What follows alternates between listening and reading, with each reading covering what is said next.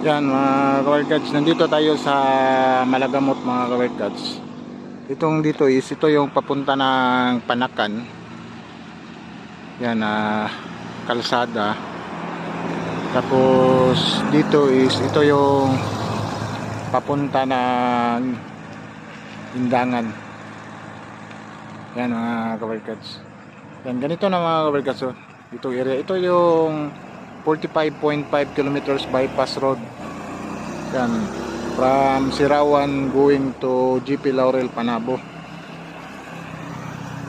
At sali na dito ang 2.3 kilometers na Twin Tunnel Project. Yung Twin Tunnel Project mga kawerkads, based sa nabasa natin na post ng mga social media, by September 2024, ngayong September, kasi yung trabaho nila